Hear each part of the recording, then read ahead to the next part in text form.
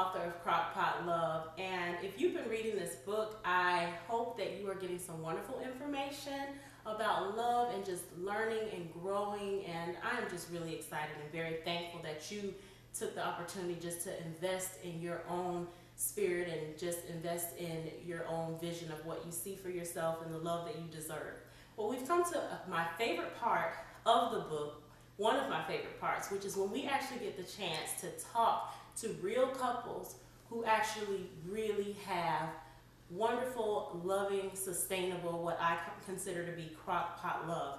And this next couple that we are about to interview, they're just amazing. I've known them since we were younger, and they actually got married out of high school. And we're going to be talking about differences and respecting differences, because you've come to this part of the book where we've actually been talking about that. So I just want just to give you an opportunity to see just a glimpse of what that looks like as far as respecting differences and respecting, your mate's autonomy and still being able to have a wonderful, blessed marriage.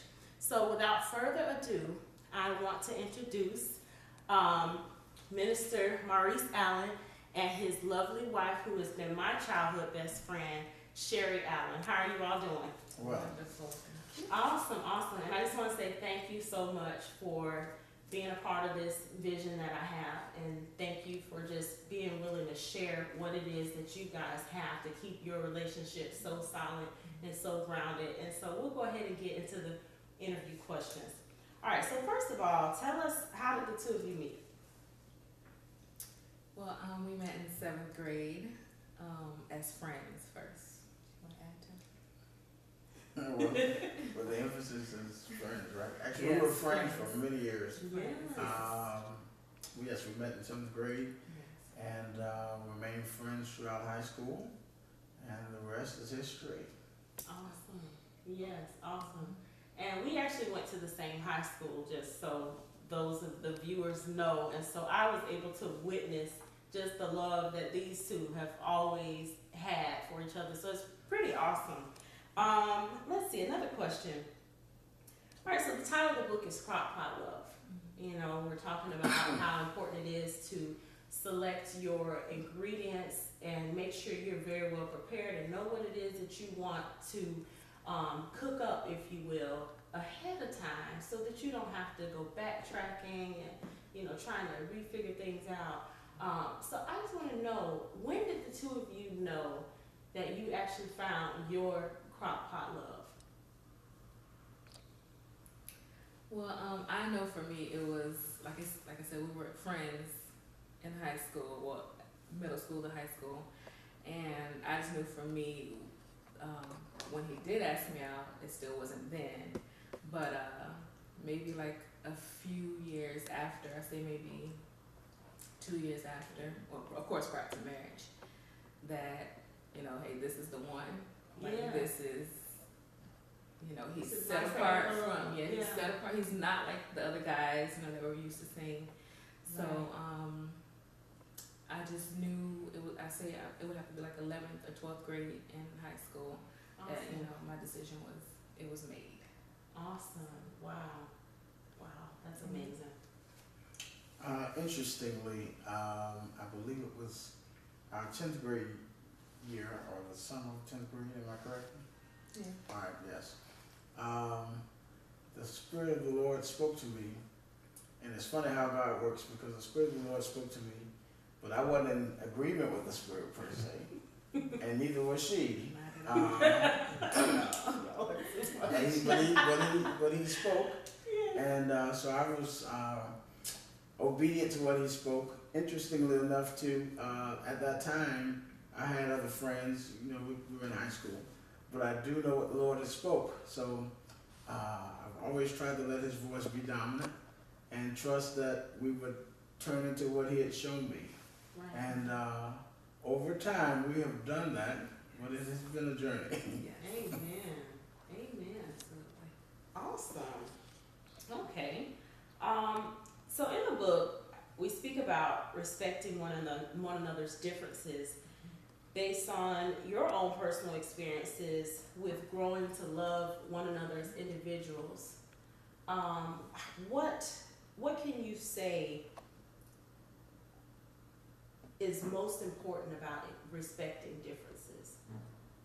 Why is it so important that you respect each other's differences in a marriage, and how does that enhance it, if you will? I'd say it's imperative because if you plan on having any type of longevity, it's the dominant ingredient, I think, maybe even beyond love, because I think that word is misused a lot in our present day. If you have commitment and respect, those other things seem to rise to the surface. But if you don't respect anyone, you're not going to get very far with them. I agree. I totally agree. Anything you want to add to that? I think we have to keep in mind that, I guess, before we become a couple, we're all, we still have those differences, and they just become highlighted once you get into a relationship. Ooh, and so it's just really imperative that you keep that in the forefront of your mind when you're going about your daily tasks and making decisions as a couple. Yes. That hey, this is how he is. I have to love him, respect him regardless. It's not a bad thing. It's my just mama don't different. make rice like that. That's my husband. Exactly. And then just you respect the differences, and then you try to come to some sort of compromise on how we're gonna make this work. Yes. So. If I were to add anything to that, it would also be being true to yourself and realizing you don't have it all together either. So your perspective, oh goodness, as true as it may be to you, is not the whole story. absolutely. So having that open mind is very, very important. Having an open mind and being receptive to loving somebody who is not going to be exactly like you. Right. Exactly. She wasn't blessed to be like me. So Oh Lord! Here we go. She was blessed to be like her. Yeah. Just try to make good TV. Amen. I know. All right. So, let's see. How has respecting each other's differences impacted the health and stability of the relationship?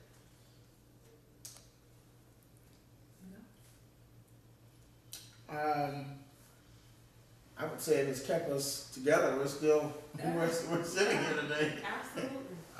As I said before, I just don't see how you can authentically grow and experience the true passion and love if you don't have respect. So without that, it's not going to last. So I would say it has affected us in a positive that we have been able to go through the hurdles of life and marriage, and we're still here. Yes. And your communication is more, it's beyond surface level. To be able to sit down and actually have a thorough conversation with, my husband it's not like, we don't just quickly hash it out. So we just, you can have more in-depth conversations on how to basically just how to navigate through life. And that really helps to, I guess contributes to the health of our relationship. Being able to sit down and talk about those differences and hey, this is annoying me, or hey, I love it when you do this, can you do more of that, or can you just stop doing this? Being able to just do that and share without, it being truthful. So. That and also being able to know when to not say anything. That's most important. That's true. Just that respect element will help navigate that. So you know what? Maybe I just ought to pause. Right? Just leave it. Yeah, choosing your battles. Yes. Yeah. I know even my husband and I, we're the same way. There's some little quirks. I'm like, is it really worth mentioning? No, it's not. I'm just gonna let that go. And I know he does the same thing with me because we all have our pet peeves because we're all individual people. But when you got God in the middle of it and He's just making you, helping you to work it out, everything just, it works. So Sherry, this next question is for you. What advice can you offer other women who seek to secure a quality marriage of love and longevity as the one you and Maurice have sustained over the past 12 years, I'd say? 13. Wow, awesome. Going on 14 this year. Going on 14? Yes. Wow. The one thing I would say is basically having your relationship with God and letting it be pure and meaningful, and to also maintain that throughout your relationship, because sometimes you can get married and just forget you know, that God has blessed you with this marriage, and you Absolutely. throw him on the wayside, and then you make your husband, you know, your idol. So I would say just make sure you are secure in a relationship with God, and, you know, he will bless you with that security for yourself. You know, just be secure in him, and if you're secure in him, then you can contribute, you know, to the health and the sustainability of your marriage. It's not perfect, but, you know, at least you have a foundation. Absolutely. Absolutely. And you know, God, he doesn't seek perfection. He knows that we're not going to be perfect and we're going to be imperfect, but he just wants us to lean on him. So that's amazing. I'm just, thank you. That's great advice.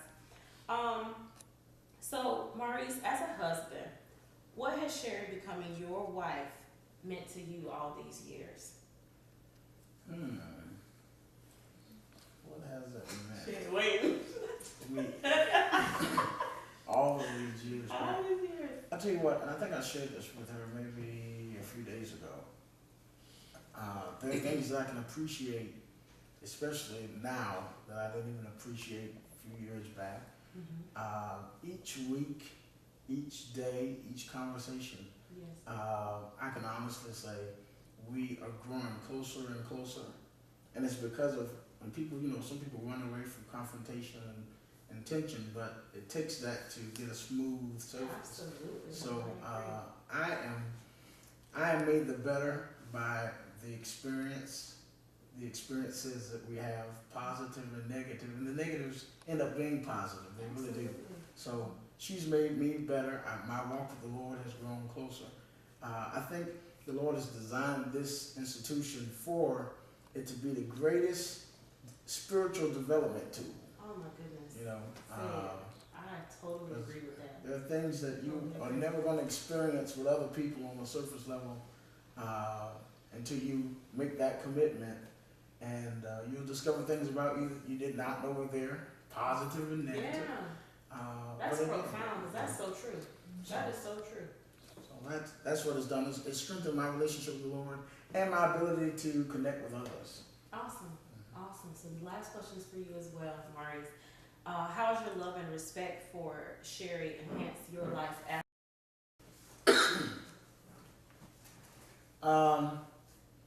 I think it connects very closely to what I just said. Just across the board, it has made me a better man, a better person. We didn't tap into this, but we also have children, and the relationship I have with her helps me to navigate through the path of fatherhood, because I realize my interactions with Jerry are mirrors to our children as well. So, absolutely. And we touch on that in my book too, very heavily. That's awesome. And outside of even the home, like I said earlier, those interpersonal relationships with others, it is heightened, it is perfected through this relationship here.